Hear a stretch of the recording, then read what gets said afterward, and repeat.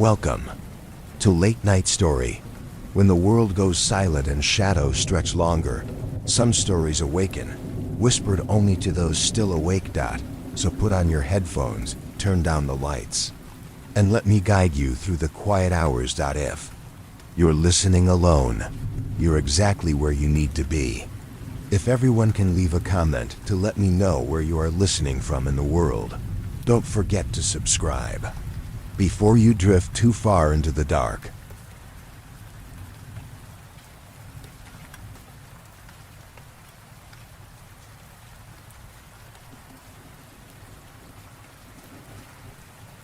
Story 1. There's noises coming from my basement. I don't have a basement. None of the houses in our area have basements. I know they're common in a lot of places, but the county where I live sits on this enormous granite bedrock.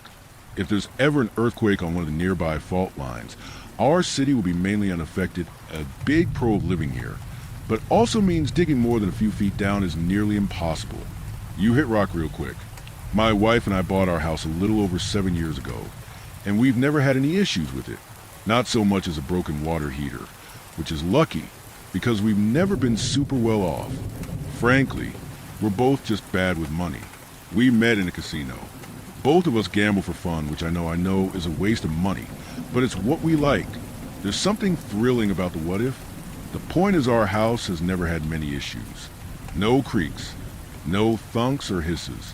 That's probably why both of us woke up immediately in the middle of the night when the whirring noise started. What is that? My wife asked from her side of the bed. I listened. The A-C. I asked. I turned it off before bed.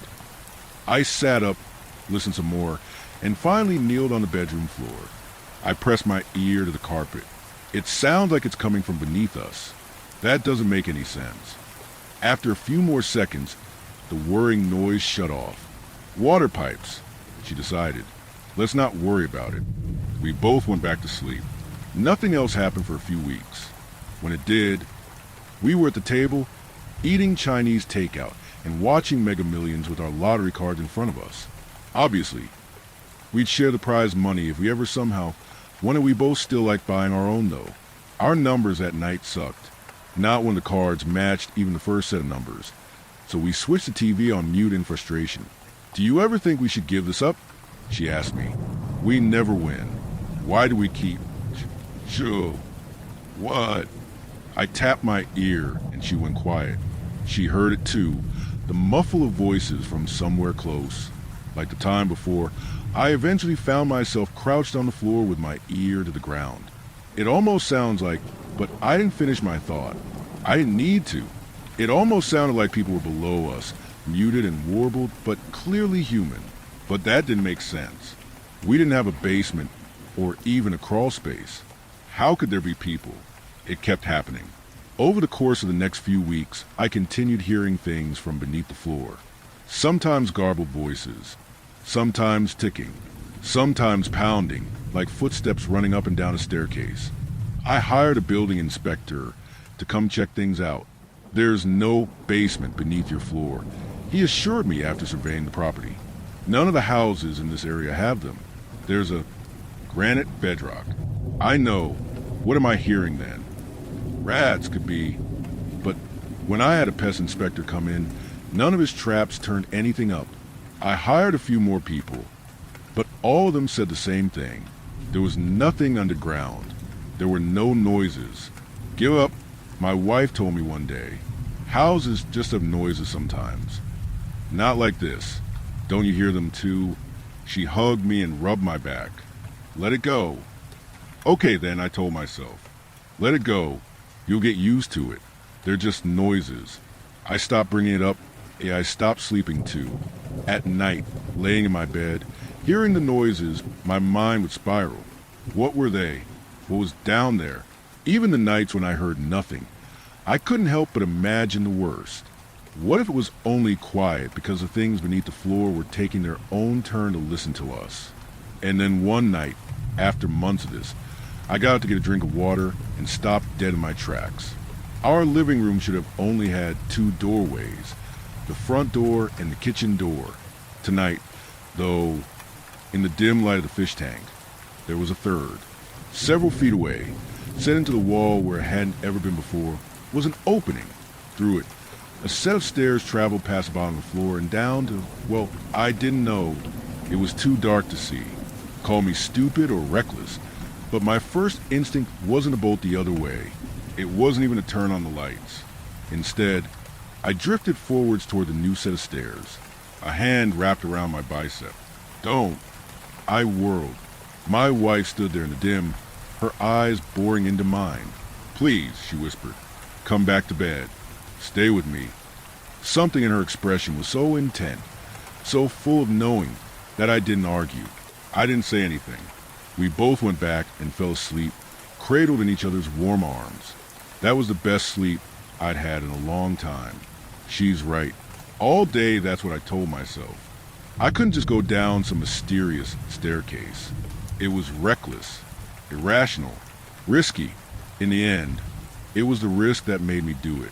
The next night, when I was sure my wife was asleep, I snuck out of our room and back to the living room. Sure enough, that odd, dark opening was there from the night before, with a set of stairs leading downwards. Sorry, I whispered. I descended. Each step was an eternity. Each breath seemed to reverberate through the stairwell. My logical part of my mind screamed to go back. Don't do this. The illogical part felt giddy with the thrill of chance. It was the same thrill I felt in the slots or at a poker table. Sure, I might lose everything, but what if I could see the bottom of the stairwell? I held my breath, stepped onto the landing, and walked into my living room. There you are, came my wife's voice. She was framed in our bedroom hallway in a loose night robe. Come back to bed. I didn't move. I didn't say a word. She approached me and slid her hand in mine, and I let her lead me back to our bedroom in a daze. My life went back to normal. Sure, I wondered what had happened. Why had the staircase led me back to my own living room? But in the end, I chalked it up to too little sleep and a restless dream. The noises haven't come for a while, I mentioned to my wife a few days later. What noises?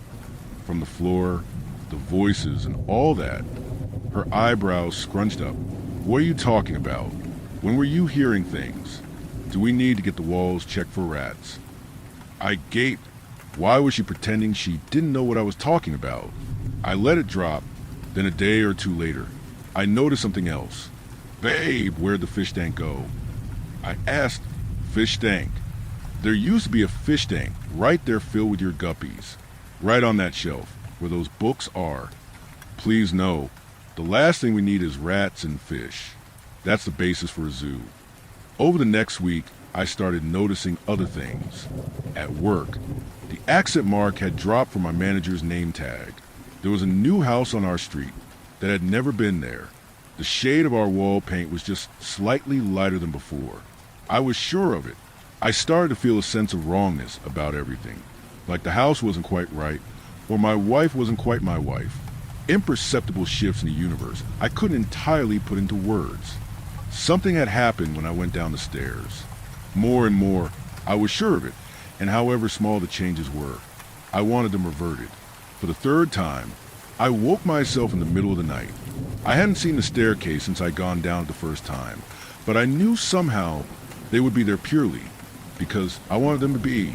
They were. I'd go back up. That's what I decided, except when I approached them, they only went down. Don't. I heard my wife saying that first night, but what if? I whispered. When I reached the bottom, I was back in my living room. The fish tank was still missing. That was the true moment it began. The spiral. The first time was an accident. But that second time I knew the risk I was taking and I still took it. Every time since then I've known. It was small changes at first. Slow. Our car had a few extra 1,000 miles on it. Or my bank account was a few dollars lighter.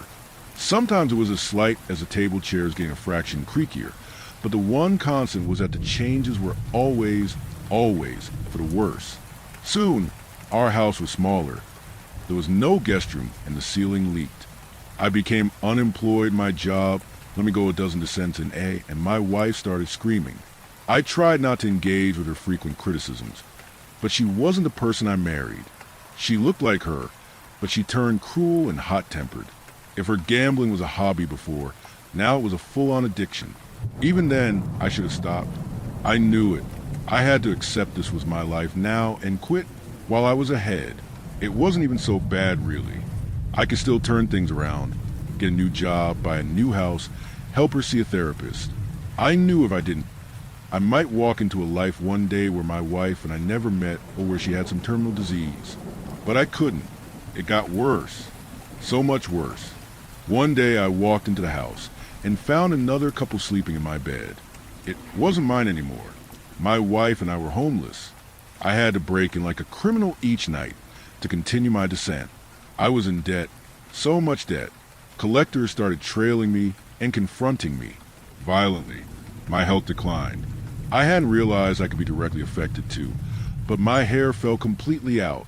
My heart started fluttering irregularly from years of drugs the real me had never consumed, and I would spend the nights in agony, relapsing. My wife turned from spiteful to malevolent. I did indeed find a life where she was never my wife.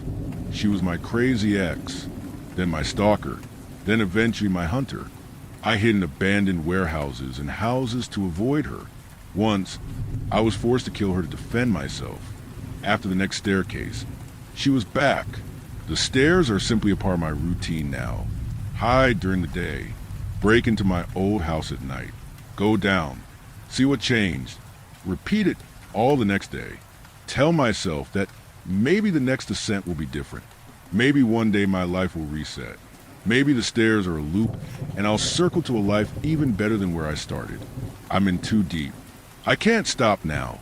Even if a part of me knows the cold, hard truth my real wife knew those many descents ago, a something she knew because she wasn't my real wife. Don't, she'd said. She was like me. She found the stairs years ago and took them. Many times, I would guess. Enough to understand what was going on. Unlike me, however, she was able to quit in a way I never will, because she accepted the truth. The stairs aren't a circle. They're only a spiral.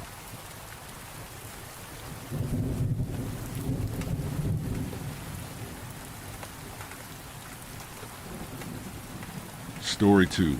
A strange creature in the woods is stalking me. I shouldn't have gone hiking in the forest by my house, but it was hot out, and I wanted to dip my feet in the creek.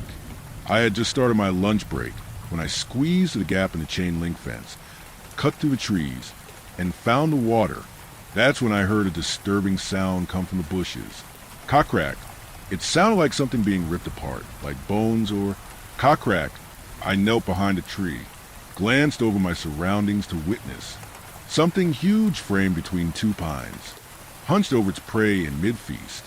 I couldn't tell what it was, but it had horns, a long snout, and arched back like it had endured years of hard labor.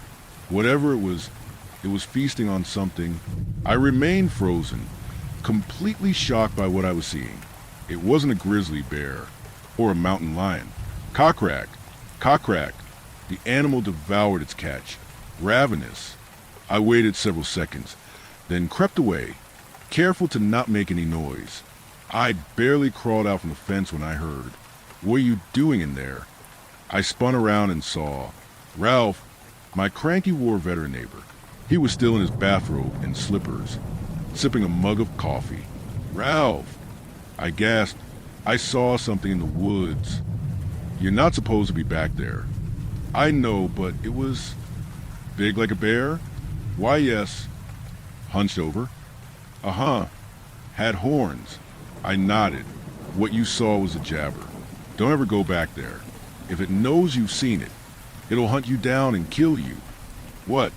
Ralph shoved past me and continued on his walk. I was so shocked. I didn't know how to respond. On my way back home, I wondered, did that really happen? What was that animal? Why did Ralph know so much about it? That afternoon I paced in my living room, contemplating Ralph's words. If it knows you've seen it, it'll hunt you down and kill you. I tried to remember what he called it. The jabber, but what was a jabber? I remembered the stories from my childhood, a legend forced on us kids to make us compliant. I rushed to my office, started searching online. I was shocked to see thousands of gruesome, horrifying pictures. Each in some way looked like a cross between a wolf and a wendigo. Beneath one photo was a text. Old Winda legend. The specific picture looked like the creature I saw, but it couldn't be possible. These things weren't real, right? The next morning, I visited the Historical Society. I wanted to ask the owners about this animal. The place was run by an old Winton named Whitehorn. I found him in the back organizing books. "Excuse me, sir," I said, trying not to appear desperate. "I'm looking for information on an old Winter legend." "Ah, yes. Very popular subject." Whitehorn set down his book. "Which legend?" "The Jabber." As soon as the words left my mouth, his eyes narrowed. "What did you say?" "The Jabber?" His eyes turned cold, with an expression more serious than death. "Did it see you?" "No." "Does it know you're looking for it?" "I don't think so." He shoved me to the door. "Wait, I want to know." "Go home and pray it never finds you." Bam. He shut the door after me, flipped the sign to close. That night, while sautéing dinner and ruminating over the day's events, I heard my sliding door open. Cockreek. My body tensed. I reached for a knife. Cockreek. I poked my head into the living room. It was Ralph. "Ralph, what are you?" "Sit down." He had a shotgun in his arms. "Why do you have a gun?" "I need to tell you something." We moved into the garage. Ralph made sure the door was locked and the windows covered. He spoke in frightened whispers, like he'd been keeping a secret for years and was about to explode. "What I'm about to say cannot leave this room. Understand?" I nodded vigorously. "It's about the thing you saw." He paused.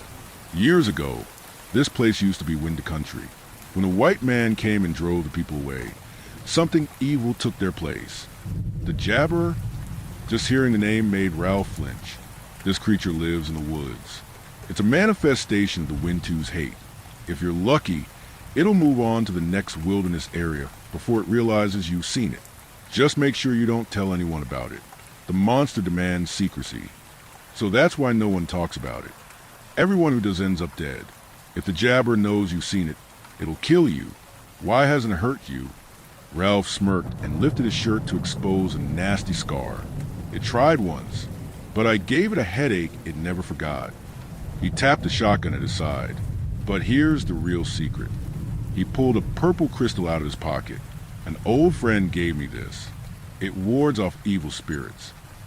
He offered it to me. I keep them all over the house. Seems like you'll be needing some now." After we finished talking, I let Ralph out the back. He pressed a finger to his lips. "Remember, stay quiet. We don't need any more problems in the community." "Any more problems?" I thought, how has this thing lived here for so long? How have I just now seen it? Ralph waved goodbye and meandered down the street. I watched him disappear, then returned to my kitchen, finished dinner, and got ready for bed. Around 10 p.m., I heard a blood-chilling scream. Then a gunshot. I raced outside to find neighbors scrambling up and down our street. I swiveled my gaze to each house. Then I saw it, an ambulance parked outside Ralph's place. I rushed over to June, my next-door neighbor. She was clutching her chest, petrified beyond belief. I don't know what happened. I heard Ralph rambling about something. Then he shot himself. I noticed she was wearing a necklace with a large purple crystal, an amethyst. I reached into my pocket, pulled out the gem Ralph had given me. Coroners emerged from Ralph's house, pushing a cart with a body bag. I couldn't believe it. I had just talked with him. He didn't seem suicidal. After consoling June, I crept back into my driveway, mortified. I glanced back at Ralph's house, sorrow filling my lungs. I could see something on the roof, almost hidden in the shadows. I could barely make it out, but I swear it had large horns, a hunchback, and a long snout. It was looking right at me.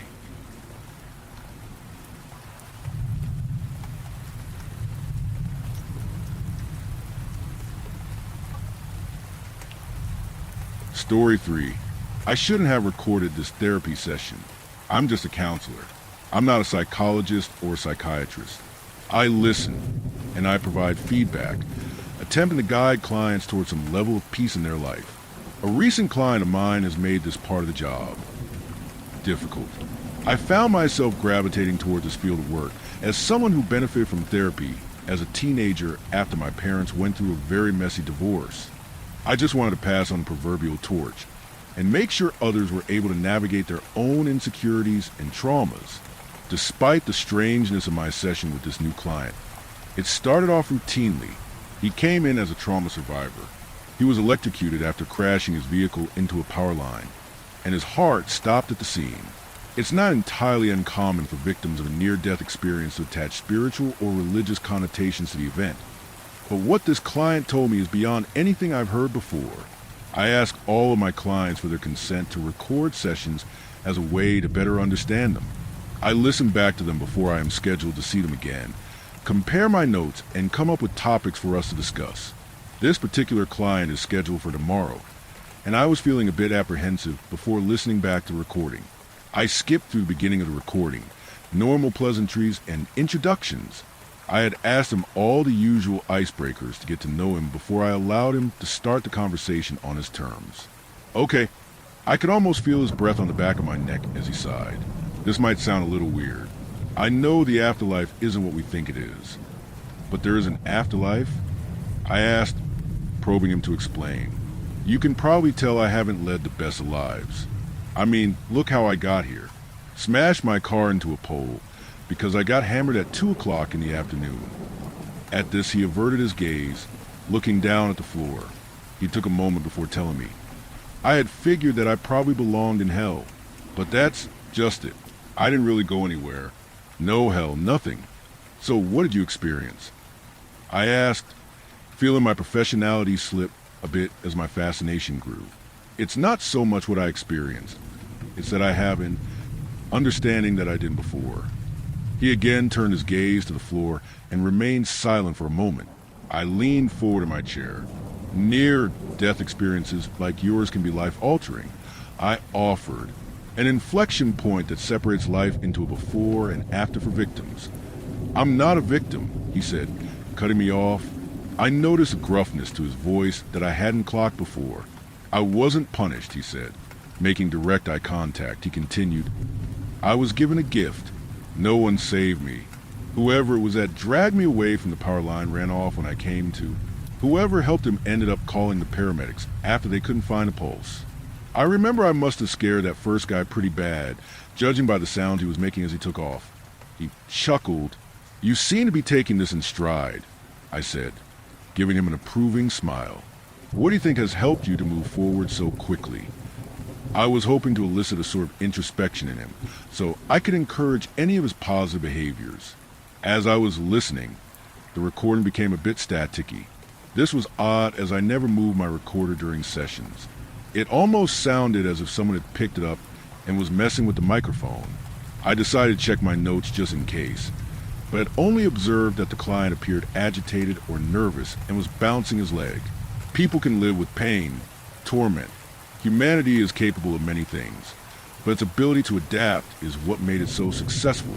And you've adapted, I asked. I noticed now that my voice had become garbled in playback, like a radio station that the antenna can't quite pick up. There are folks whose bodies are only there to hold up their heads, he said, his voice cutting quite clearly through the static. A sack of meat that only provides fuel for the brain that sits inside, locked in.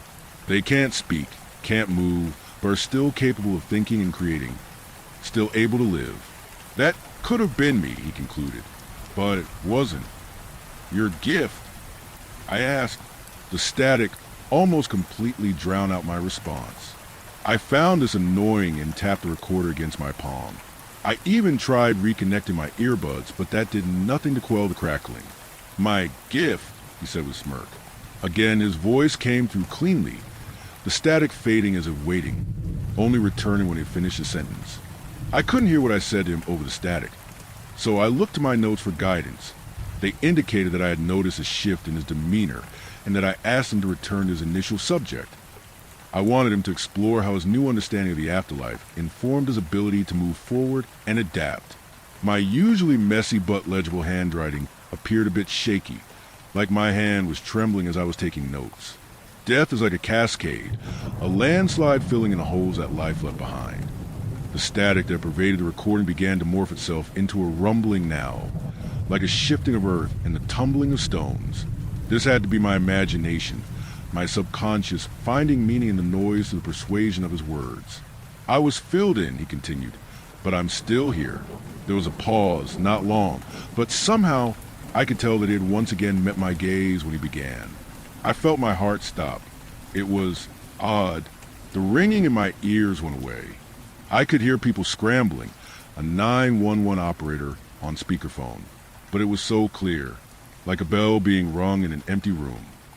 I felt myself being drawn to his words. My hands were nearly vibrating.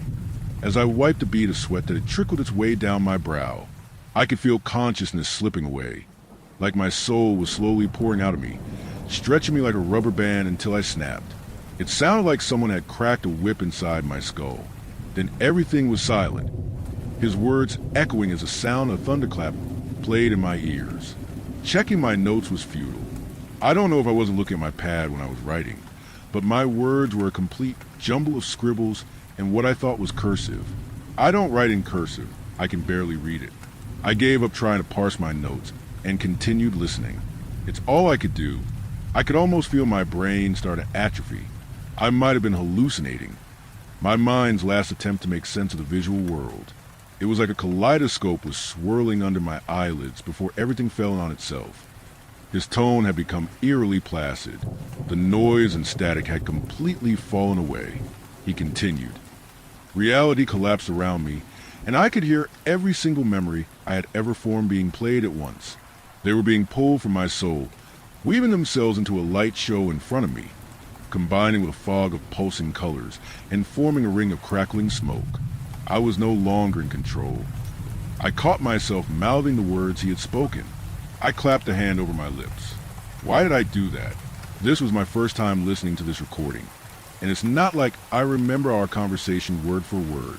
Yet I had been reciting my client's memories like they were the words to a song I couldn't get out of my head. I knew I had to do it, he said in my ear. I needed to go through this ring. It called to me. I felt myself being pulled toward it. I stuck out my hand, and as it entered the blackness, the word, N-O, screamed in my ears, and my whole body burned with more pain than I've ever experienced. And then I was back. He went silent, and the recording sizzled in my ears, louder now. I checked the length of the recording and scrubbed through it, hearing only static. I looked at my notes, desperate to find something. Perhaps I had some insight that could help the both of us. But the only word that stood out to me in my trembling scribbles were 2 capital letters. No. What use could I be to him if I was so easily shaken by his story? What was with the static? Am I going crazy? I wasn't going to be able to suss out anything more through the endless droning.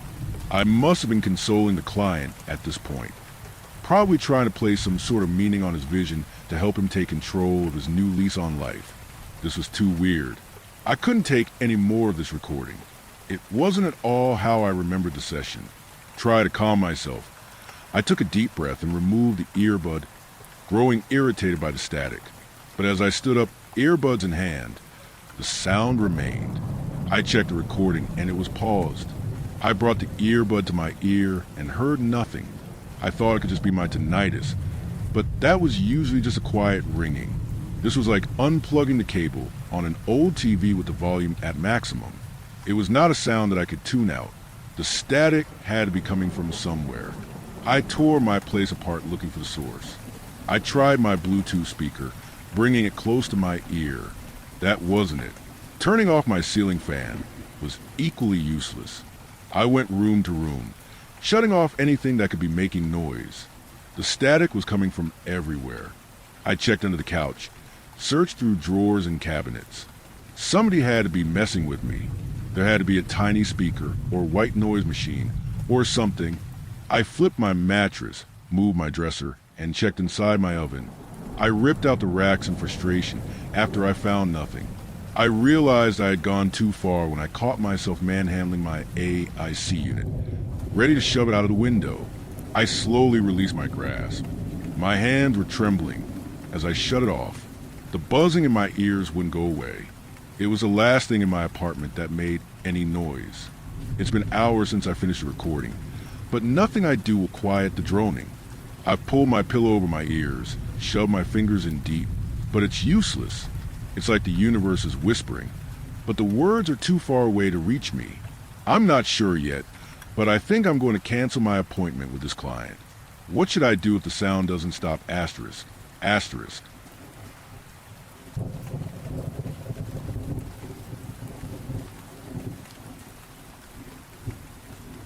Story 4.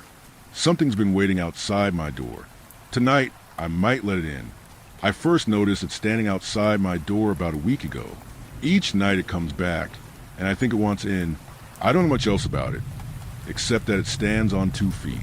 That's all I can tell by the shadow it casts beneath the doorway. One night, I woke out of a dead sleep with an awful feeling, like that jolt you get when you realize someone is coming up behind you. Lying in bed, I listened for something in my apartment. Then I heard it, hurried shambling right behind my door. Something was out in the hallway. I held my breath and heard it sniffing the air like a hound. I didn't know what it was interested in, fresh food, the smell of fear, but it found something it liked. It hissed with a long, satisfied sigh. I stayed awake and listened for it all night, praying it wouldn't come in. It never tested the lock, and by daybreak, the sniffing stopped. I never talked to my neighbors, but the next day, I stopped someone at the mailbox and asked if he heard anything. He looked at me funny and hurried away. I heard his door lock down the hall. It came back that night, louder, like it wanted to be heard. I sat up in bed, watching the door. I had locked it, but it didn't try to come in.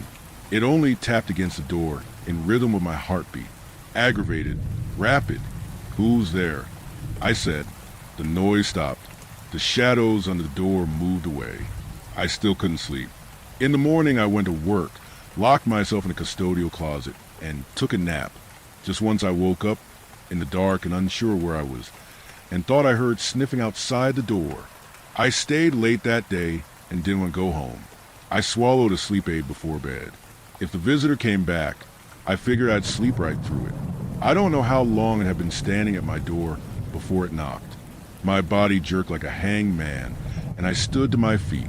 My steps to the door were as subtle as snowfall. I didn't want it to hear me coming.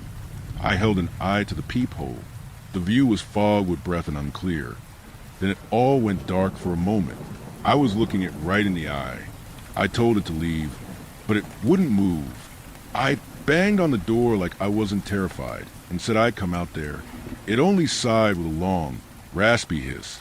I took another sleep aid and buried my head under my pillow. There was no use trying to sleep. The pills failed whenever it arrived. I counted sheep in the dark while my doorknob spun like a drill. Last night, I gave up. I left the door unlocked. If it wants in, it won't be stopped. I lay awake all night. Sometime before dawn, I heard the thrust of a key. It locked the door. Tonight, I've left the door wide open. The hallway light is bright, but I don't care. No one has walked by in a while. But I don't mind the lack of privacy at this point. I won't be sleeping. My eyes are red and dry and trained on the hallway's ugly wallpaper. I think I hear it in my closet.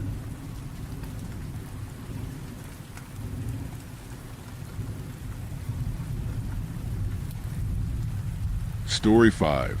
I got a letter from a long-lost aunt I had never heard of before. The letter arrived on a hot Monday, wedged between overdue bills and discount flyers I'd never use. I nearly threw out with the rest, but the thick envelope caught my eye, the deep blue ink of my name curling across the paper like ivy. I didn't have an Aunt Evelyn, at least not one I'd ever heard of. Her words were warm, almost too warm for someone I'd never met. She had followed my progress from afar. She said she knew how hard I was working, how difficult it must be to balance school and living expenses alone. But she had an opportunity for me, one that would ease my burdens. A job offered for the summer, room and board included, working for her at her homeopathic pharmacy in a small countryside town. It should have sounded insane. A distant relative appearing out of nowhere offered me exactly what I needed at the exact moment I needed it.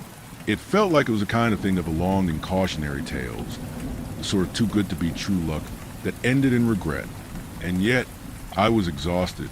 Rent was rising. My savings were vanishing. I had been eating instant noodles for weeks. I held the letter to my chest and stared at the walls of my tiny flat, listening to the hum of my neighbor's TV through the thin plaster. The city had been grinding me down for months. Maybe the countryside would be a break, a breath of fresh air before the weight of the new semester.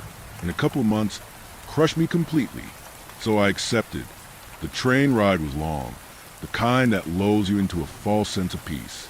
At first, the city stretched on, gray and endless, but slowly, the world outside my windows softened.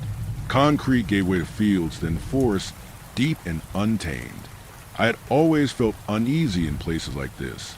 There was something about the countryside, its vastness, its quiet, that made me feel small, isolated.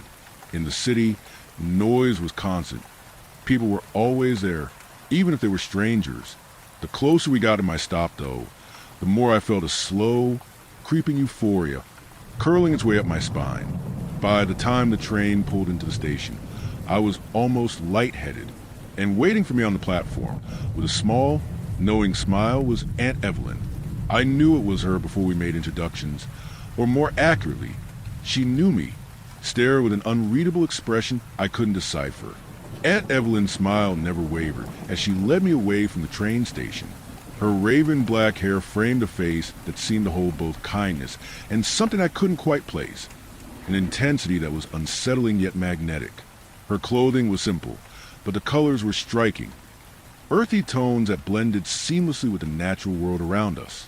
"Welcome," she said, her voice a rich, comforting melody. "I hope the journey wasn't too taxing. I know the train can be long, but there's nothing quite like arriving to fresh air." I nodded, still trying to make sense of everything. "I didn't expect it to be so quiet here," I admitted, my words almost swallowed by the stillness of the countryside. Aunt Evelyn chuckled. "The world has a way of calming down in places like this. Here, everything slows. You'll see, there's a certain rhythm to it." I wanted to ask her more, wanted to press her on how exactly were we related, or how did she know so much about me. But her gentle demeanor made me hesitant. It was as if any discomfort I felt could be brushed away with a simple word from her. The walk to her house was short, but the journey seemed to stretch on. The path was flanked by rows of tall hedges, their edges so neatly trimmed they looked almost unnatural, as though they had been sculpted by someone with far too much time on their hands. There was no one in sight, though her house was exactly as I'd imagined. A charming, picturesque two-story house that seemed to belong in an old fairy tale. Whitewashed walls, ivy creeping up the sides, a thatched roof that seemed impossibly perfect. Even the windows, framed with wooden shutters, were so quaint it almost looked like they belonged in another time. Inside, it was no less enchanting. The floors were hardwood, warm and gleaming, stretching out into rooms filled with the scent of dried herbs and a subtle floral fragrance that clung to the air. Shelves lined the walls, stocked with jars and bottles of every shape and size, filled with odd powders and liquids that shimmered with colors that seemed to change as you looked at them.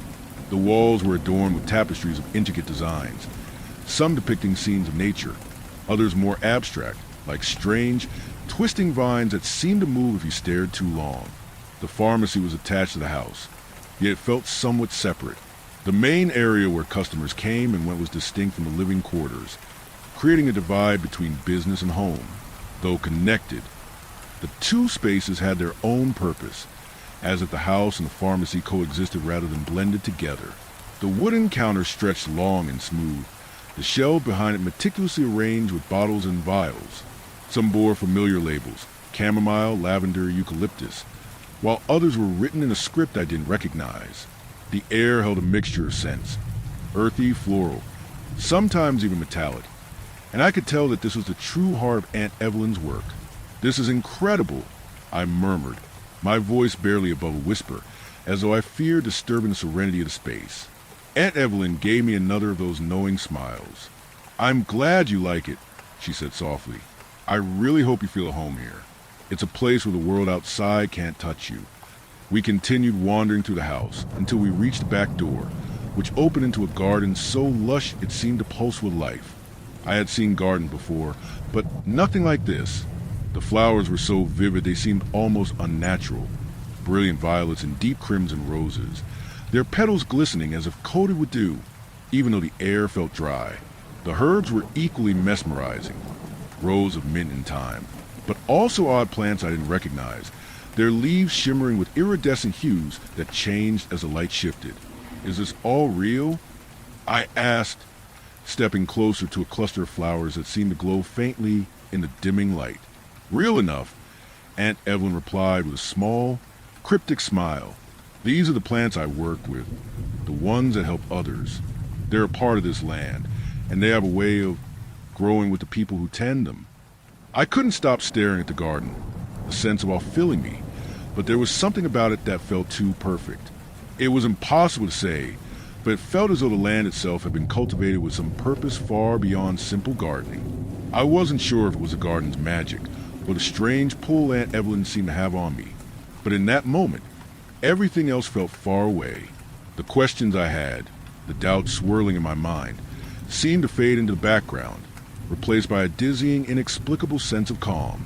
But deep down, a small voice in my mind whispered, "This isn't normal. None of this is normal." Over the next few days, I settled into a strange routine. Aunt Evelyn guided me through the preparation of various tinctures, salves, and potions. She was patient, teaching me to mix ingredients in a way that felt almost intuitive, as though I were following an ancient rhythm rather than learning a craft. The house, with its endless shelves of jars and bottles, became my new world. But the deeper I delved into the work, the more questions piled up, questions I couldn't seem to ask without meeting her cryptic, serene smile. "Is there any particular reason why these?" I asked one morning, holding up a jar of something green and sticky. "Every herb has its purpose," Aunt Evelyn replied, her voice gentle, her hands moving deftly as she worked on another concoction. "But not all purposes are obvious." I was used to studying, used to dissecting everything with a logical, academic approach. But here, logic seemed to bend and twist in ways that made my skin itch. There was something strange about it all. I couldn't quite put my finger on it. And then there were the clients. Every morning without fail, they arrived one by one, like clockwork. The first time I saw them, I thought I was imagining things. But each day after, they grew harder to ignore. The first was a woman, tall and unerringly perfect, with silken golden hair that shimmered in the sunlight, her eyes the color of deep emeralds. But it was her fingers, long, delicate, and translucent, that made me pause. They were almost like glass, catching the light in strange, unsettling ways. She didn't speak a word as she handed Aunt Evelyn a small, intricately carved wooden box. The air around her shimmered, like heat rising off pavement, and I couldn't look away, even as she glanced at me with a cold, impersonal gaze. Next came a man, a stranger whose features were so symmetrical, so unreal, they made my stomach turn. His skin was almost too smooth, too flawless, and his eyes were deep pools of silver, staring right through me. He didn't smile. He didn't greet me either, but instead handed over a bundle of fresh leaves wrapped in brown paper. He didn't ask for anything, just left. As the days passed, more appeared. A woman with skin like bark, her eyes hollow like the depths of a forest. A young man whose legs seemed to bend at impossible angles as he moved, the sharp sound of snapping joints echoing in the still air. And the one I feared most, a figure cloaked in shadow, whose face I never saw but whose presence seemed to twist the very air around us. My questions about our strange clientele were never answered. I asked Aunt Evelyn countless times about the purpose of concoctions we made, about why certain clients received particular mixtures, but she only ever told me who they were for, never what they were for. It was as if the what didn't matter, only the who. She would smile as always and say, "You'll understand when the time comes," but that time never seemed to arrive. Instead, I was left to continue the work, the meaning behind it all just out of reach, like a shadow at the edge of my vision. But no one ever spoke to me directly, except for the handsome young man who came on the fourth day. He was striking in every way, with dark, tousled hair and eyes that seemed to flicker between amber and gold. His smile was disarming, too charming, as though he knew how to bend you to his will with just a glance. He approached the counter with a confidence that made my heart race. Good morning, he said, his voice smooth and low, like a melody. I was wondering if you might be able to help me. I've heard you've taken over for your aunt. Such a lovely lady. But surely you know how to make things interesting around here. He lingered near the counter, his gaze never leaving mine. I don't suppose you'd invite me in for a cup of tea? Perhaps we could talk. I swallowed, my mind racing with the rules Aunt Evelyn had drilled into me. No giving away your real name. No inviting anyone inside. No accepting gifts. No bargains. No pleasantries. Initially, they had seemed odd, even obnoxious. But now, standing behind the shop counter, staring at the figure before me, they suddenly felt essential. I forced a smile and stepped back, keeping the counter between us. I'm afraid I can't offer you tea, but if you need something, I can help you find it. The young man raised an eyebrow, his smile curling into something almost predatory. No tea, no invitation? He chuckled softly, but there was something off about the sound, like it was too rehearsed. A shame. You have such a lovely place. Maybe I'll find a way to make you change your mind. I could feel the weight of his gaze on me as I turned to fetch a bottle. My hands were clammy, my pulse racing. What was it about him? He didn't look dangerous, not in the way I'd been warned to expect. But there was something deeply unsettling in the way he watched me, like he could see straight through me. The days blurred into one another. The strange clients came and went, always as eerie and enigmatic. Each morning, as the sun crept lazily over the horizon, they would appear, one after another, like clockwork. The woman with the glassy fingers, the man whose movements creaked like dry wood, the figure cloaked in shadow. Always they came for their medicines. Always they said nothing, merely leaving behind their odd, wordless exchanges. I was learning the craft quickly, though it felt like the deeper I went, the more I became a part of the strange world around me. Each concoction I made, every herb I measured out, felt more like a ritual than a recipe. Aunt Evelyn had taught me the steps without explaining their significance. Why certain plants went with others, why they were mixed in such precise ways. But I didn't question it. There was something almost hypnotic about the way she guided me through the motions. The quiet of the house, the hum of the garden. It all melded together until the days felt endless. When was I meant to leave? It was on one of those quiet mornings that I first noticed her absence. I woke, as usual, to the sound of the birds outside, the soft rustle of leaves in the garden. But when I stepped into the kitchen, the house was empty. The familiar scent of herbs and lavender was absent. There was no clinking of jars, no rustle of Aunt Evelyn's skirts. The house felt hollow, like a shell without its heartbeat. I wandered through the rooms, calling her name softly at first, then louder when I didn't hear an answer. Aunt Evelyn? I called, my voice strange in silence. Where are you? There was no reply, no echo of her footsteps on the stairs, no flicker of her shadow moving across the walls. Suddenly, the familiar chime of the bell above the door rang out, and for a brief moment, I felt a wave of relief. My head snapped around in response, but the comfort was fleeting. I felt him before I even saw him. The young man, with his dark, tousled hair and that smile that never quite reached his eyes, stepped inside, his gaze fixed on me with a predatory calm. This time, he didn't approach the counter. Instead, he leaned casually against the doorframe, his eyes gleaming with an almost playful mischief. Back again, I see. I said, try and keep my voice steady, my thoughts locked tight around the rules Aunt Evelyn had left me with. He tilted his head slightly, a slow smile curling at the corners of his mouth. You're learning quickly, I see, he said, his voice smooth, like honey mixed with something darker. But you still seem so tense. His eyes never leaving mine. Come now. There's no need to be so formal. I think you know I'm not like the others. I stiffened. He was trying to trick me again. I refused to meet his gaze directly, focusing instead on the tinctures behind the counter, hoping to maintain some distance between us. Is there something I can help you with? I asked, voice tight. His smile widened, but there was no warmth in it. I felt my pulse quicken, the air around us thick with his presence. You know, I can make things easier for you, he said softly. It doesn't have to be so lonely here. You don't have to follow all these silly little rules. Invite me in, let me show you what I can offer. I took a deep breath, remembering the rules. I couldn't give my name. I couldn't invite him in. I couldn't break any of them. I held my ground.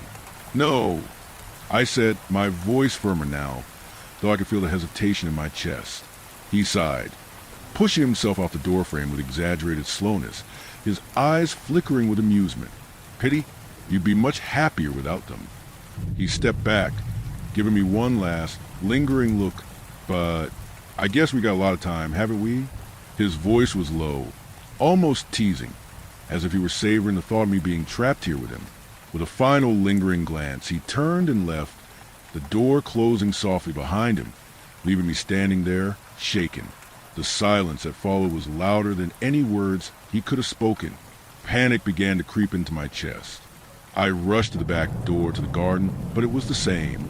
No sign of my aunt, just a rows of plants swaying in the wind, the stillness of the air thick with something I couldn't place. A sense of unease gnawed at me. Had she gone somewhere? But I couldn't remember her telling me anything about leaving. She had never mentioned a trip, never said a word about disappearing. Suddenly, I realized I had no way of reaching her. Why are there no phones here? When was the last time I spoke to anyone? And where are all the townspeople, except for my aunt's odd customers? The silence felt heavy, oppressive. I tried to steady my breathing, my thoughts racing. Maybe I missed something, I muttered to myself, pacing. I glanced in the kitchen, trying to find some clue, some sign that she had just stepped out for a moment. That's when I noticed it. The book, the one she left by the counter the night before, its cover worn and frayed, its presence unremarkable at first. I hadn't even thought to open it before, but now it seemed to call to me. I reached for it, my fingers trembling as I flipped it open. The pages were old, the ink faded but still legible. The book was filled with strange symbols, drawings of herbs I had never seen before, and instructions for concoctions I didn't understand. But it was the last page that caught my eye. Written in bold, sweeping script, it read, "The pharmacy is yours now. You are its keeper. You will serve those who come, and you will keep the rules. Do not stray from them. The garden will provide you with everything you need. The house is a place where the world outside can't touch you." My stomach dropped. The house, the garden, the entire world around me felt suffocating. It wasn't just her house anymore. It was mine, and there was no way out. I grabbed my coat and rushed outside, my eyes scanning the distant horizon. But there was nothing, no sign of her anywhere. I stood there for what felt like hours, waiting, hoping that she would come back, that this was all some strange mistake. I sank to my knees, the weight of the book pressing into my palms. I'm trapped here, I thought, my breath shallow, my heart racing. The next morning, as the first light of dawn filtered through windows, I prepared for another day, my mind tangled in the same thoughts. The pharmacy was mine now, and I was meant to tend to it. I was meant to follow the rules.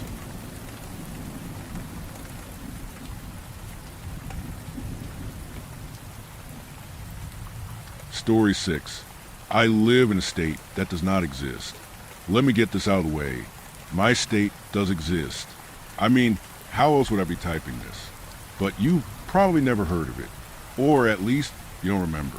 I live in the state of Sequoia, the proud 38th state to join the United States of America, tucked between Georgia, Tennessee, North Carolina, and South Carolina. We formally joined the Union in 1868, right after the ratification of the 14th Amendment. Before that, Sequoia was an independent Cherokee Indian reservation, but protected reservations don't pay taxes, and the war-torn South wasn't going to pay for itself. So the U.S. snatched up the land, and just like that, Sequoia was born. Everyone living here got labeled a tax-eligible citizen. This probably sounds insane to all of you, but I've lived here my whole life. We're being erased, not metaphorically. I mean, nobody outside of Sequoia has any evidence we were ever here. I started noticing a change about a year ago. The capital city, Gist, sits right near the point where Tennessee, Georgia, and Sequoia meet. Because of that, we used to get a steady stream of tourists, mostly folks from further south coming up to see the leaves change and stare at the mountains. But then the tourists started thinning out, and the ones who did show up always looked lost. Like they didn't know how they got here, or what this place even was. I was working a shift at my aunt's coffee house, just a sip, when a lady walked in. She looked about my age, early 20s, with a confused look on her face. "Welcome to Just a Sip. Take a seat and I'll be right with you," I said, going through my usual customer service routine.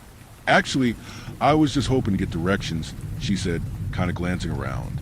"This place isn't on my GPS." I figured she had to be mistaken. I mean, this is Gist, the capital of Sequoia. We're not Atlanta, but we're definitely not some middle of nowhere ghost town either. Odd, I said, but I didn't think much of it as I walked over. "You're in Gist. Where are you trying to get to?" "I'm sorry, where is Gist? I'm supposed to be in North Carolina right now." I chuckled.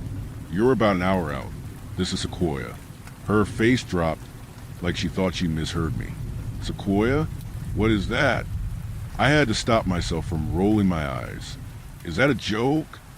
I was genuinely asking, but her face told me it wasn't. I pointed to the map on the wall. "No disrespect, but nobody's ever asked me that before. Are you from out of the country?" I tried to keep it light. "I'm from Savannah," she said, still looking shaken. "You're from Georgia and you don't know about the state right above you?" I cracked a smile, still trying to be nice.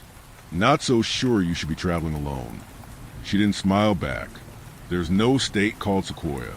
I should be in North Carolina right now. Look." She pulled out her phone and showed me her GPS. It looked like it was glitching, constantly rerouting, stuttering like it was looking for roads that didn't exist. And sure enough, Sequoia wasn't on the map. Tennessee touched North Carolina directly, like someone had cropped us out in a bad Photoshop. "That's weird. Your GPS must be glitching or something. Here, take a seat and we'll pour you some coffee and get you a map." I tried to be courteous. She was visibly shaken, and her eyes were darting around like she was looking for an exit. I needed her to calm down before she scared the other customers. She thanked me, and I sat down beside her to help her work through the map. She looked like she was trying to read a foreign language. "What's your name?" I asked, starting to wonder if maybe she wasn't mentally well. "I'm Ally," she said quietly. "Hi, Ally, I'm Brenda," I responded with a smile. "Are you feeling okay?" "I'm fine, but this is all impossible." I didn't know how to respond. I guess I know better now, but imagine being told your entire state didn't exist and you shouldn't be there. What would you have said? "Is there someone I should call for you? Any friends or family? I'm worried about you getting back on the road like this." Yeah, I can call my mom." She pulled out her phone and dialed. Then she put it on speaker. A cheery voice came through the speaker. "Hey, Ally, how's the trip? Did you get there okay?" "Mom, what states border Georgia?" she asked frantically. I thought hopefully her mom could talk some sense into her. "Well, there's Florida, Alabama, Tennessee, North Carolina, and South Carolina. What's this about?" I looked down at the phone like her mom could feel the glare I was giving through it. Ally's face sank even further as she looked back at me. "What about Sequoia?" I said into the phone, confident that this family just sucked at geography. "Sequoia? What's that?" the woman on the other end asked. Ally looked up at me, clearly feeling vindicated. I could tell she didn't trust me anymore. "Mom," I got turned around and ended up in a town I don't recognize. My GPS isn't working. They're saying I'm in a state called Sequoia. I was just in Georgia. I should be in North Carolina right now. "Mom, this isn't making any sense. Where am I?" She was starting to spiral. I tried to calm things down. Other customers were starting to look her way. "Ma'am, I'm sorry, but I don't understand. You're in the state of Sequoia, in the town of Gist. I want to help you, but you need to try to stay calm." I debated calling 911. This woman clearly needed to be evaluated. Her mom backing her up wasn't helping. "This isn't funny," she said, fighting tears. "I know I crossed the Georgia border. I know I should be in North Carolina right now. You're telling me I'm in a state that doesn't even exist." I didn't know what to do, so I pulled out my ID. "Look, this is Sequoia State ID. If you go outside, you'll see Sequoia license plates on almost every car. Sequoia has been a real state for over 100 years. It was no use. She ran out of the coffee shop and got into her car. She sped off down the road, the map still spread out on the table where she left it. I took a second to catch my breath. I've had some weird customers before, but that was a once-in-a-lifetime kind of thing, except it kept happening. My best friend worked at the old gift shop down the street. It's called You Get the Gist. We really like our puns around here. Anyway, he had to find a new job a couple months ago when the business suddenly shut down. Delivery orders just stopped coming in when they called the supplier. They said all the orders were getting returned with an invalid address. The supplier insisted they didn't know a city called Gist and were sure there was no state called Sequoia. There haven't been many tourists lately. I couldn't tell you the last time I served coffee to a face I didn't recognize. I saw a news article the other day about a missing woman. It was Ally, the same woman from the coffee shop about a year ago. She left home for a trip up north and never made it, reportedly. She made hundreds of calls to friends and family trying to get help. The investigation went cold when detectives couldn't trace any of her calls to a real location. I decided to call the tip line. They told me I should be ashamed for making prank calls to a missing person hotline. So this is my last resort. I'm writing this in case anyone out there can tell me what the hell is going on. Do you remember Sequoia? And if you're from Sequoia reading this, please help explain to these people that I'm not crazy. There are hundreds of thousands of us here, but according to the world outside our borders, we don't exist.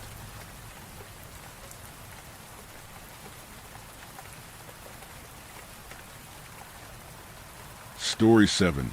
My cousin's house. There was always something off about my cousin's house. Painted a bright, cheery yellow, it almost felt like it was trying too hard to look inviting. But no matter how sunny the outside appeared, a darkness seeped from within, and I could feel it. I've always been sensitive to the other side, and even as a child, I knew something wasn't right. I didn't yet understand what I was feeling, but I sensed it deep in my bones. My cousin, let's call her Sam, lived a town over, and her mother, my aunt, babysat me often. Over time, the strange energy in their house grew stronger. The paranormal wasn't just present. It was becoming bolder. At first, it was small things. Shadows darting at the edge of my vision, objects subtly shifting position when no one was around. I told myself it was nothing. I believed, or wanted to believe, that if I ignored it, it would go away. But it didn't. And even if I pretended not to notice, my body still reacted. The fear was physical, a crawling sensation under my skin, a constant chill in the air. I knew, somehow, that whatever was in that house knew I was afraid. The worst part of it all was when I had to sleep over. Sam's room was small and square. The closet was directly to the right when you walked in. Her bed was elevated, with a desk tucked beneath it against the back wall. I had to sleep on the floor, parallel to that closet. It made me nervous. So I always asked Sam to put a round, metal folding chair in front of the closet before we turned off the lights. It made me feel safer, though I never understood why. Sam was high up on her bed, out of sight, and she never slept with a nightlight. Her room was completely dark, the kind of dark where your eyes never quite adjust.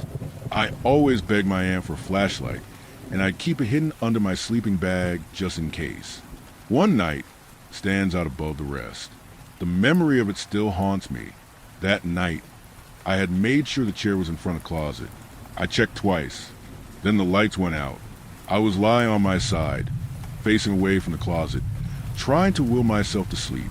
That's when I heard it. A long, metallic scrape across the floor, then a soft but heavy thump. Every muscle in my body locked up. Goosebumps erupted along my arms and neck. I barely breathed. Then came the slow, deliberate click of the closet door unlatching. I couldn't move. I didn't dare turn over. The air around me felt suddenly colder, sharp and unnatural. I don't know how long I lay there, frozen. Minutes? Hours? It felt like forever. Eventually, when the initial wave of terror began to fade just enough for me to act, I reached under my blanket and clicked on the flashlight. With my heart pounding, I turned over. The chair was gone. No, worse. It had been folded up and placed on its side in the far corner of the room. The closet door was slightly open. Sam hadn't moved. I could hear her snoring above me.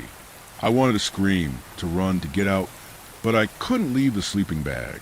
The air outside felt biting cold, as if something were waiting. I rolled back over, pulled the blanket tight around me, and shut my eyes. That's when I heard it. A voice, a soft whisper, impossibly close to my ear. Go to sleep. I didn't sleep that night. I stared into the dark until the first light of dawn crept into the room. As soon as I could, I asked my aunt to call my mom to pick me up. I felt sick, genuinely ill, and I never told anyone what had happened. Not until years later. Sam and I had gone out for drinks and crashed at another cousin's place, sleeping on the couch together. Somehow the conversation drifted to her old house. Half laughing, half nervous, I said, I always thought your place was haunted. That folding chair used to move by itself when I slept over. Sam didn't even hesitate. Oh yeah, she said casually. That house was definitely haunted. The people who lived there before us had a son. He drowned in the swimming pool out back. I froze. I had never heard anything about a death on that property. Not once. But in that moment, everything clicked. The heaviness, the fear, the voice. It wasn't just my imagination. I had felt something real. But even as Sam spoke, a part of me recoiled at the idea that it was simply the spirit of a drowned boy. That didn't explain the malice I felt. The cold, deliberate movement of the chair, or the whisper that felt more like a command than comfort. No, what haunted the house wasn't innocent or confused. I've come to believe that the boy's death wasn't the source of the presence, but rather the trigger, that the pain and grief left in the wake of his drowning cracked something open, and something else came through, something darker, something that fed on sorrow. The presence I felt that night was a mourning. It was hungry. For years, I convinced myself my memory was flawed, that I'd exaggerated or misremembered it as a kid. But after Sam's confirmation, I knew the truth. What happened to me in that room was real. Even now, as I write this, that same familiar dread creeps in. I can still hear the scrape of metal on the floor, still feel the icy air against my skin. I still see that cracked closet door, in my mind's eye, slightly ajar, waiting.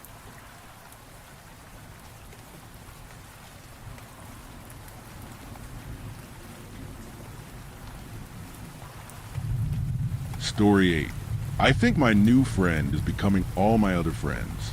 This started a few months ago, but the ending happened last night. I'm still shaking as I type this. I don't know if anyone will believe me.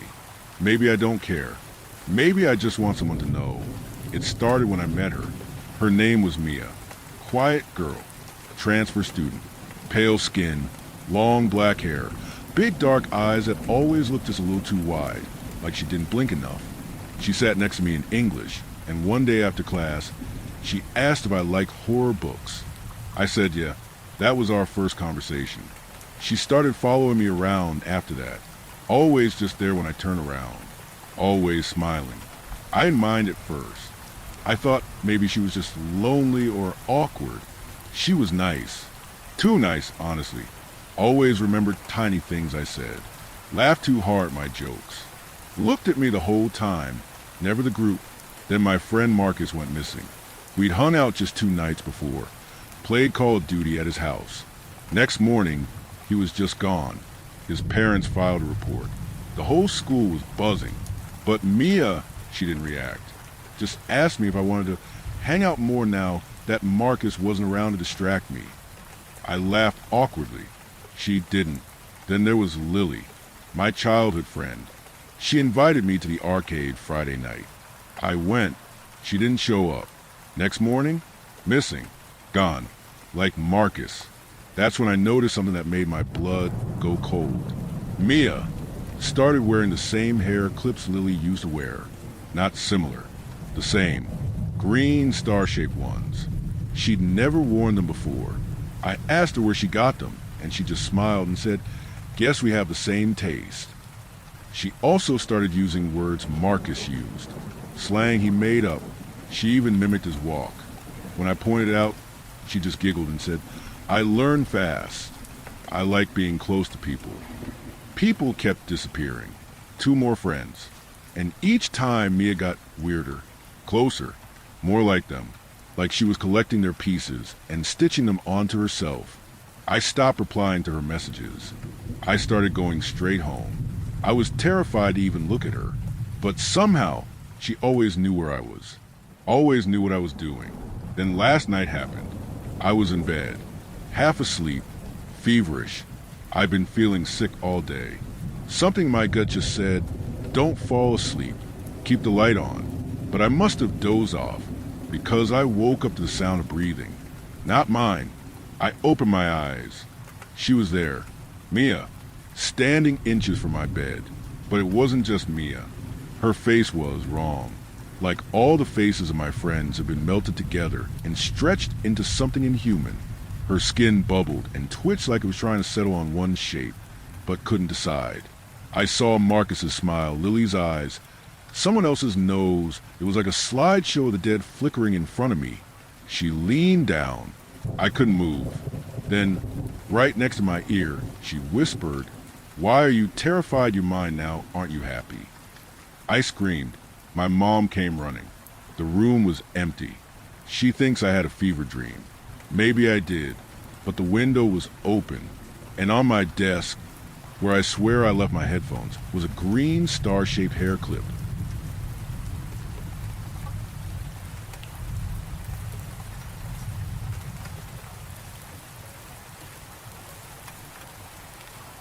Story 9.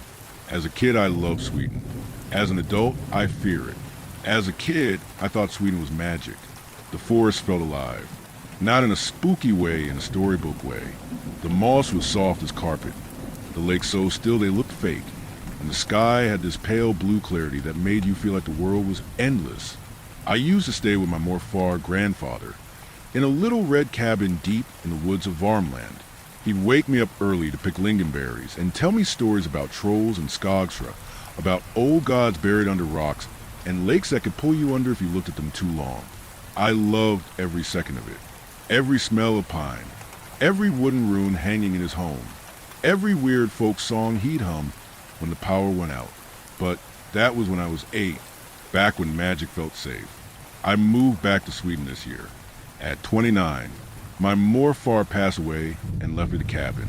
At first, I thought it would be peaceful, a chance to escape the noise of the city in USA. But now, I don't sleep, I don't go outside when it gets dark, and I don't look at the forest anymore, because something in it is watching me back. It started on the second night. I arrived late, just past 10 p.m., driving up the old gravel road with fog crawling across the trees like fingers. I unpacked, lit the fireplace, and tried to sleep. At exactly 2:16 a.m., I heard something. A knock. Not on the door, on the window. 3 taps. Even. Soft. Deliberate. I sat up in bed, heart thudding. Morpher's cabin only has 2 windows. One in the kitchen, one in the bedroom. The bedroom one is on the 2nd floor. I froze. Didn't move. Didn't breathe. No more knocks. No sounds of footsteps or branches cracking. Just the wind. I eventually convinced myself it was a bird. A branch. Sleep deprivation. I was wrong. Next day, I walked into town. Ostra Ambervik. Population. Probably fewer than 300. I grabbed some groceries. Made small talk. Everyone was kind in that distant, silent Swedish way. But when I mentioned the cabin, said I inherited it from old Rune Dahlstrom, the cashier's smile vanished. "You're staying out there?" he asked. I nodded. He just handed me my change and said, "Don't go outside after sunset." That night, I stayed up, coffee in hand, lights on, phone charged. Nothing happened until 2:16 a.m. exactly. 3 knocks, this time on the kitchen window. Then laughter, not a person's laugh. Not exactly. It was too slow, too spaced out, like someone who'd never heard a laugh before was trying to copy one. I stepped to the kitchen, heart jackhammering. There were no lights outside. But when I got close to the window, I swear to God I saw antlers. Big, pale antlers rising just above the sill. I backed away, didn't sleep, didn't move. When the sun finally rose, the ground outside the kitchen was littered with dead birds. All their heads turned to face the window. I should have left. I wanted to, but something made me stay. I started finding carved symbols in the trees around the cabin, circles with 3 lines through them. A friend I emailed said they were ancient Nordic protection runes. Algiz, he called it, meant for warding off evil. But they weren't new. They'd been there for years. My Morfar had carved them, surrounding the property like a barrier, but some had been scraped out, like someone or something had clawed through them. 3 nights ago, I woke up in the woods. No memory of walking there. No shoes. Just me, standing among the birches, in complete silence. I wasn't alone. Something stood across from me, tall, thin, the antlers scraping against the trees above. Its eyes, no, not eyes, holes, blacker than the forest around them. Its skin looked like bark, but it moved like it had joints. Too many joints. It whispered my name, not in Swedish, in my own voice. I ran. I don't remember getting back to the cabin, but I locked every door, turned on every light, and the next morning carved my own rune into the front door, deep and shaking. This morning I got a letter. No stamp, no return address, just sitting on the porch. Inside was a note. It was in Swedish, but translates to, Papa, your grandson doesn't tea like me. I used to think Sweden was magic. Now I know it is, but not in the way I thought. There are old things here, things that live in the silence, in the fog, in the still lakes and crooked trees, things that remember names, things that were the voices of loved ones, things that knock at 2:16 a.m. And they do not like when you leave, or when you return. I'm leaving tomorrow, or at least I'll try. If you're reading this, don't go to Sweden. And if you have to, be careful, especially at 2:16 a.m.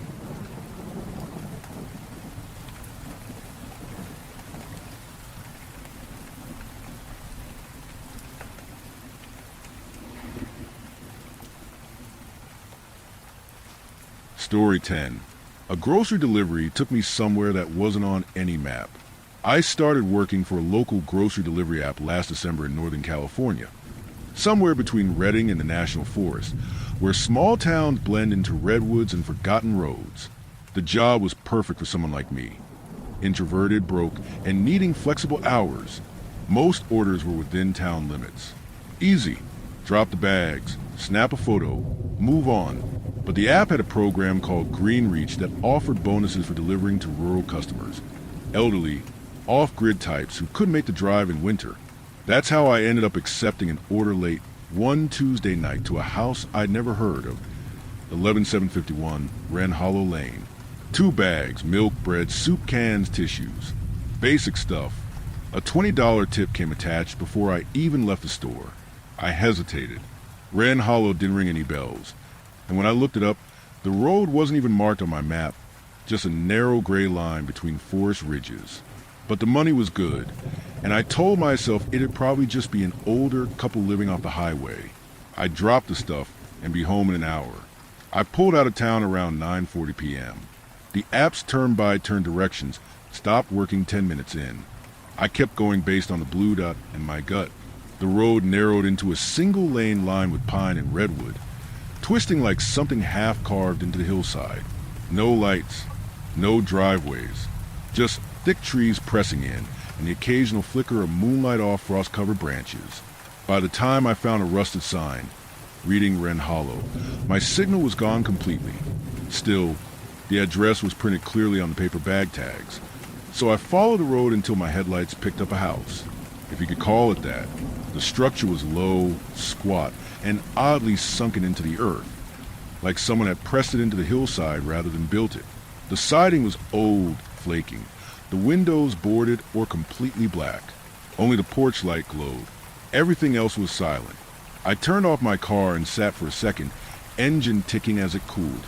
Something about the air felt wrong, heavy, like stepping into a room someone just left, but the scent and warmth still lingered. I grabbed the grocery bags and headed up the path. There was no doorbell, just a single wooden door with a tarnished handle. I knocked once, waited, then again louder, footsteps inside. But they weren't normal. slow, uneven, like something dragging its feet in a wide circle. Then a voice. Leave it. It came through the door, muffled but distinct, low, almost staticky. The name on the order was Karen Marks. This voice didn't sound like a Karen. It sounded like someone gargling water in their throat. Male, old, off. I need a signature, I said, lying. It's your first delivery through the app. The footsteps stopped. Then more of them, for, no, 5 separate sets, moving independently, circling each other, bumping into walls. Like someone dropped a box of wind-up toys in a quiet room. Leave it, the voice said again. But this time, it didn't come from the door. It came from behind me. I spun around, but no one was there. My breath fogged in the cold, and I could see my car just 10 feet away. But the driver's door was open. I was sure I'd shut it. I took a step back toward the porch. The light above flickered. The door opened. Just a crack. I couldn't see inside. Couldn't smell anything. Couldn't hear movement. But the bags I'd left by the door, they were gone. Swallowed by the dark. I didn't hear anyone take them. Then, faintly, a whisper echoed to the woods. Come inside. I turned and froze. There was a figure standing in the tree line. Not in shadow, not hidden, just standing, like it had been waiting there the whole time. Tall, pale, wrapped in a black coat or tarp. It didn't move, didn't blink, and somehow I could hear its breathing from across the yard. My legs started moving before my brain caught up. I sprinted toward my car, but there was someone in the passenger seat, slumped forward, motionless. I veered and ran toward the road instead, branches slapping my arms, lungs burning. Behind me, I heard footsteps that didn't match mine. Fast, many, and voices, my voice, screaming my name from different directions. Alex, Alex, wait. Come back inside. They all sounded like me. Same inflection, same tone, same panic. But they were laughing. I didn't know where I was going. The trees closed in. The dark thickened. But I found a path, a narrow trail cutting through the brush. No lights, no markers. But I kept running. Then I tripped. My phone flew from my pocket and skidded into the undergrowth. When I reached for it, the screen lit up with a message. Order accepted. Route recalculating. The app was still open, and the map now showed a blinking red dot moving toward me. Estimated time of arrival. Now. I killed the app, pocketed the phone, kept running. Soon the trail opened into a clearing, if you could call it that. It was a wide, unnatural space filled with old junk, rusted out vans, grocery bags, tattered uniforms, even a broken down delivery bike half buried in snow. It wasn't just my company. It was all of them. Amazon, FedEx, Grubhub, UPS, all different brands, colors, logos, scattered like the aftermath of a delivery war. Something moved behind a rusted van. I ducked behind a dead tree, heart pounding. Then I saw it, one of the things from a house. Close up, it looked like it had skin, but not its own. It was draped over bones wrong, folded and creased like plastic wrap over wet meat. No face, just a slit for a mouth and blank, white sockets. It sniffed the air. Then, without warning, it spoke in my voice again. Delivery complete. The others joined it. 5, 6, maybe more. They all looked similar, like bad copies of bad copies. Some with torn clothes, some barefoot, all of them moving like puppets on slack strings. I stayed low, waited for a gap, then bolted through a break in the tree line. They didn't run after me. They mimicked the sound of me running. Exactly. Same pace. Same panic gasps. Like they were rehearsing it. I ran until I found a fire road. Gravel crunching underfoot. Moonlight reflecting off puddles. A white pickup rounded a bend. Headlights sweeping the dark. I flailed my arms. The driver, a woman in her 50s, slammed the brakes and rolled her window down halfway. "You okay?" she asked, eyes wide. "No," I gasped. "Please. Can you call the cops? There's something back. There's a house." Her face went pale. "You saw the porch light, didn't you?" I froze. She didn't wait for an answer. "Get in." We drove 10 minutes before I had enough breath to explain everything. She didn't say much, just kept her eyes on the road, knuckles white on the wheel. Eventually, she pulled over near a ranger station, told me to go inside and report what I saw. Then she handed me something from her glove box, a badge, U.S. Forest Service. She looked tired. "We've been trying to get that address removed from the grid for years," she said. "But it keeps showing up. Every time someone deletes it, it finds a new way in. Delivery apps, GPS databases, even USPS records. But the house," I started, "wasn't always there," she said. "But once you deliver to it, it remembers you." She didn't say goodbye, just turned the truck around and drove back the way we came. I called my dispatcher.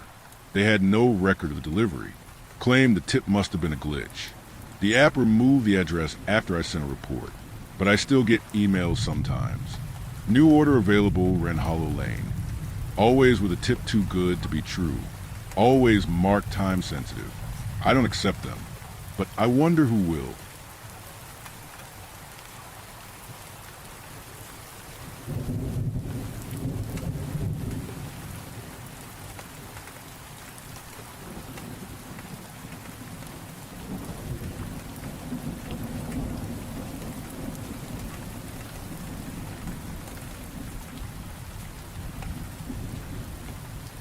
Story 11.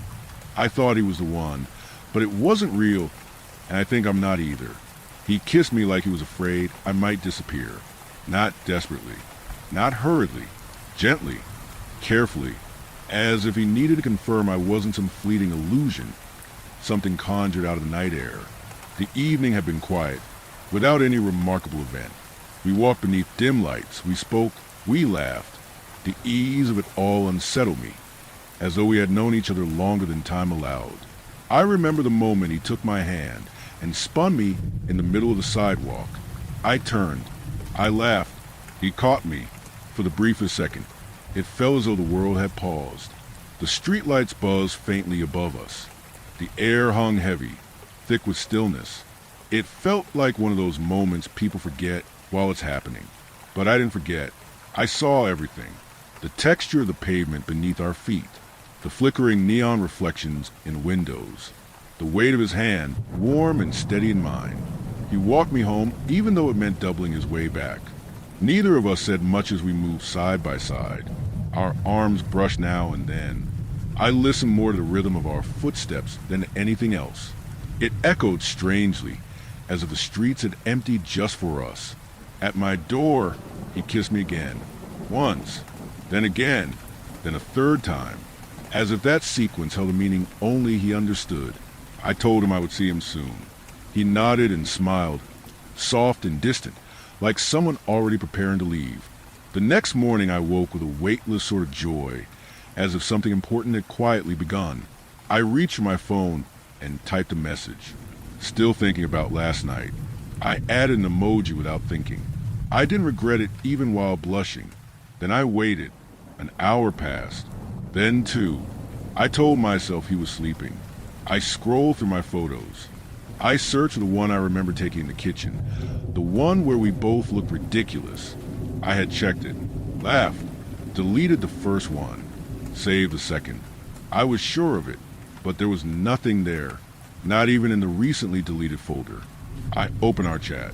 It felt too empty, as though entire conversations had vanished. I couldn't be sure. Maybe I had imagined more than what was real. Maybe I had dreamed the connection. I turned off my phone. I tried to breathe. I told myself again and again that nothing was wrong. Then, in the middle of the night, my phone buzzed. One message. No name. No preview. You should stop looking for him. I stared at the words for a long time. I read them until my eyes blurred. I want to believe it was a mistake. A joke. But the silence that followed felt deliberate. Heavy. Like something watching just out of reach. The next day, anger replaced fear. Who would send something like that? What gave them the right? I imagined asking him to his face. I imagined yelling, demanding an explanation, but deep down I knew I wouldn't get one. I set my phone down with trembling fingers. Who would be so cruel? I tried to pretend I still had control. I told myself I would not message again. I told myself I would wait, that maybe he needed space, that maybe this was not about me. But the silence stretched, and I didn't even have answers about that disturbing message. My friend said I had grown distant. I didn't argue. I couldn't. I had no way to explain that I felt like I was slowly vanishing, that even my memories felt unstable, that I had looked in the mirror that morning and, for a moment, didn't recognize my own face. I thought about writing to him again. I hovered over the message field more than once. My hands would shake. I would delete the words before they took shape. And then came the second message. He's not who he's pretending to be. I did not scream. I did not move. I read it once. Then again, my skin turned cold. And a third message came. Just 3 words. You're next. My heart pressed hard against my ribs. I wanted to believe it was meaningless, that it was absurd, maybe just a coincidence or a mean prank. But the shadows in the corners of the room had lengthened. The light had dimmed, even though the lamp was still on. Days passed, but the silence did not lift. I started seeing things I could not explain. Hallways that stretched longer than I remembered. Voices that fell silent the moment I turned. Reflections that lagged by a single heartbeat. I told myself it was loneliness. That grief plays tricks on the mind. But even that explanation began to crumble. I avoided mirrors. I stopped answering texts. I stopped speaking in crowded places, afraid I might hear my name spoken by someone who was no longer there. At night, I lay in bed with the covers pulled tight around me, counting the seconds between each breath, waiting for something I couldn't name, something I had no words for, but I could feel it growing closer. In the midst of the chaos, I was still looking for him. Sometimes when I blink too slowly, I see him standing just beyond the glass, smiling like the night he said goodbye. I remember how quiet it was now, the way silence settled over everything like a heavy curtain. By the time the sun rises, I am already exhausted. I feel myself fracturing in the emptiness of ordinary mornings. Friends talk, but their words echo meaningless unless I can hear them. I do not know if I still exist. Then comes the night I can no longer pretend. My phone buzzes again. I have tried not to expect it, but I want to be him. I cannot look, but when I do, you are next. Not you are. The tone is absolute. I let the phone slip from my hand. I collapse on the bed, limbs shaking, air too shallow. There is no comfort in silence anymore. Not tonight. The darkness in my room grows alive. I watch shadows shift in ways they should not. The door frame stretches. The corners sag into themselves. A shape appears across the room. It does not walk. It just stands. I realize it's me. It's him. A hollow echo with glass eyes. He stands behind it, smiling like the night he kissed me. That press of lips that once felt like promise dissolves into something darker. I can't tell which is real. Is an illusion? The air warps. The lines between me, him, the silence all blur. My reflection in the polished surface of my phone flickers. His face, my face, something in between. I press my palm to the surface. It warps under my fingertips like a memory shifting away. A soft whisper rises from the phone speaker, though no time is tracked. I am next. Heart pounding so loud, I think it might break me. The edges of the room stretch. The windows breathe. Outside there is still no one. Inside I taste the salt of terror and resignation. I stand. I take what courage I have left. I walk toward the figure that might be me. The smell of stale air grows thick. The figure tilts its head. Eyes empty. Quiet. I reach out as though to touch it. My fingers graze air. It ripples, disperses. A cold void opens beneath my feet. I fall backward onto the bed. The darkness follows me into sleep. Morning comes, hazy and uncertain. I wake alone. No phone beside me. No message. I sit up, body trembling, covered in sweat. I step in front of the mirror. The reflection is mine again, breathing, framed by light. If anyone remembers me, please say something, anything, but I know, I understand. I was erased. I barely survived. For now, I am posting this, because I need someone to know I was here, to prove to myself that I was existing, that I was real. I type these words as a last plea and a warning. They might fade too, but if even one person reads them, acknowledge them, maybe I'll not be forgotten. Maybe I can be real again. But what's even is real? I don't know anymore.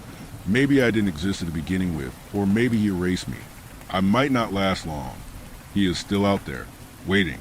And when the silence finds you, you may already be next. So please, I don't need you to believe me. I just needed one of you to respond before he picks you instead, and you be one next to fade away and be forgotten